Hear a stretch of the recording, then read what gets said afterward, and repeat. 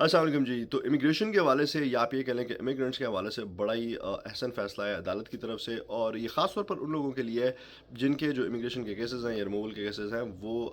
New York की federal immigration courts में लगे हुए हैं, और उसमें 3 कोर्ट्स जो हैं शामिल हैं। सो केस ये था, जो न्यूयॉर्क की कुछ ऐसी तंजीमें हैं इंसानी हकूक़ वाली, और ये वो फलान ढमकान, उन्होंने मिलकर एक केस जो है वो लॉ सूट फ़ाइल किया हुआ था अदालत में, और ये इस हवाले से था क्योंकि के जो बर्फ़ वाले हैं वो लोगों को इमिग्रेशन कोर्ट्स के अहाते से या उसके अंदर से, जब उनके केसेस वगैरह चल रहे होते हैं, वो सुनाने के लिए आते हैं, तो उनको गिरफ़्तार कर लिया जाता है। सो जज साहिबा यही पूरा केस सुन रही थी, उसका फ़ैसला सुनाते हुए उन्होंने बर्फ़ वालों को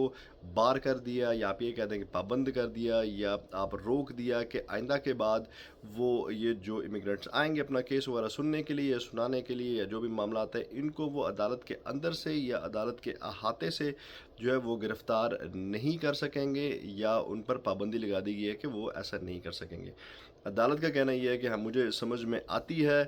कि जो फ़ेडरल हुकूमत है वो जो है अपने इमिग्रेशन के जो लॉज़ हैं उसको इन्फ़ोर्स करना चाहती है, लेकिन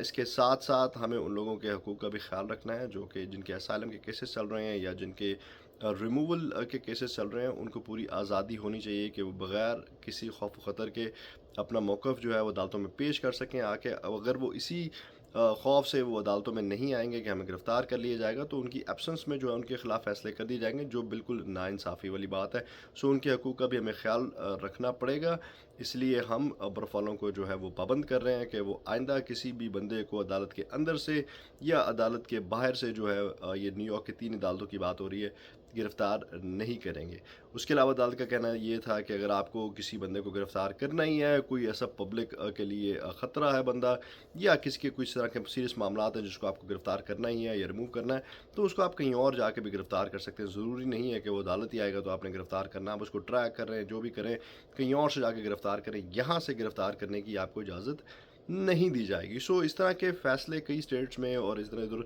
काफ़ी दफ़ा आ चुके हैं पहले भी,